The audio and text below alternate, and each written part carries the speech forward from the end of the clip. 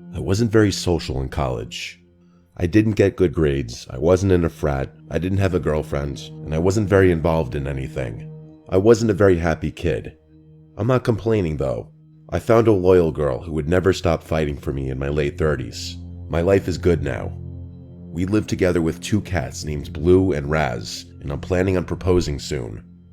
Like I was saying though, I wasn't in a frat, so generic frat parties were kind of off the table for me. I still wanted to have fun though. I mean, who wouldn't? My friends Bryson and Ian were in the same boat. We spent most weekends killing time in Bryson's dorm. That being said, we took every chance we got when it came to parties.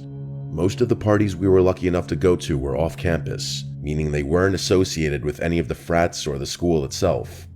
One time we actually drove over an hour just to go to a party. It's safe to say we were pretty desperate. One Friday afternoon, Ian texted the group chat saying the girl he was talking to knew of a party not that far away. Ian tended to attract the strangest girls. I'm sure you know the ones I'm talking about. Bryson joked that he didn't want to go to some death metal, emo anime party, which I kind of agreed with. Ian was pretty adamant though, and convinced us that this would be a normal party. It's not like we had anything better going on. Bryson convinced his brother Chris to be our designated driver. Chris didn't drink anyway, and said he'd be down for a party, so everything was looking good. As we were driving to the party, Ian started complaining about the girl he was talking to.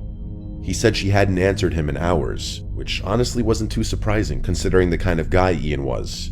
He was actually pretty torn, and said he was having second thoughts about even going, which seemed like an overreaction. We were already 30 minutes deep, so we weren't just gonna go turn around and go home. We told him to suck it up and not let it ruin the night. After a few more minutes, Ian said Callista's profile disappeared from his phone altogether. We broke it to him that he had been blocked and she probably decided to go to the party with someone else. He pouted for the rest of the drive. When we reached the party, we instantly knew we'd made the right choice. The house was massive, especially compared to the rest of the houses on the block. Ian didn't want to go in just yet, saying he needed a buzz to take his mind off the situation.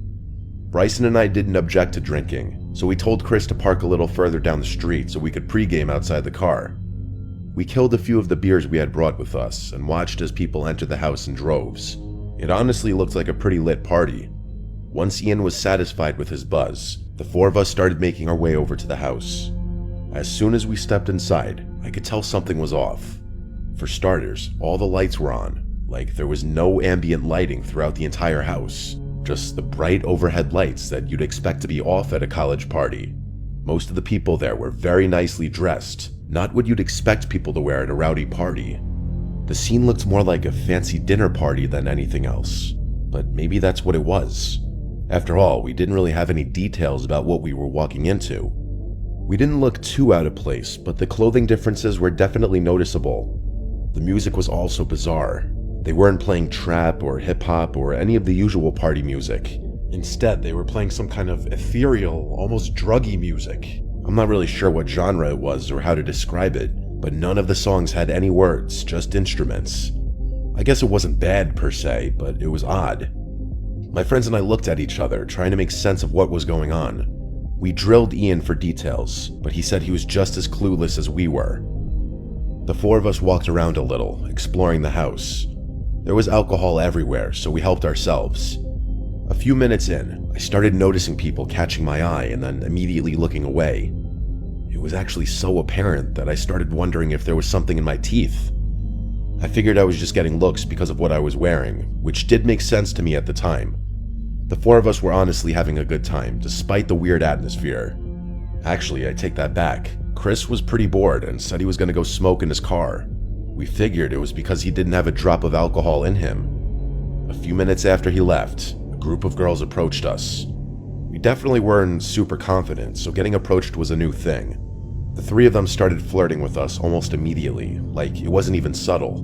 They joked about an entrance fee, which I thought was funny until I saw that they were being serious. They were holding a bottle of tequila, which we definitely weren't going to turn down. Without much thought, and not wanting to appear uncool, we swigged the bottle. After that point, the 6 of us stuck together, drinking, talking, and occasionally dancing. It was going really well. At one point, I noticed a weird mark on Tina's neck. It was a short but solid green line that looked like it had been drawn on in Sharpie. The line was pretty thin, and I probably wouldn't have noticed it had I not been standing so close to her. I debated asking her about it, but decided against it to avoid potentially offending her. It might have been a birthmark or something like that. Once I had seen it though, I couldn't unsee it. It just looked so unnatural, and green of all colors. Who wears green makeup? It couldn't have been a makeup smear. I decided to let it go and continued flirting with her, wondering where things would end up. Eventually, I saw Bryson and the girl he was with begin to wander off upstairs, which I was happy about. Pretty soon afterwards, I noticed Ian and his girl also walking towards the stairs. I was nervous to ask Tina anything suggestive because I didn't want to mess anything up. Despite the alcohol, I could feel myself getting really anxious and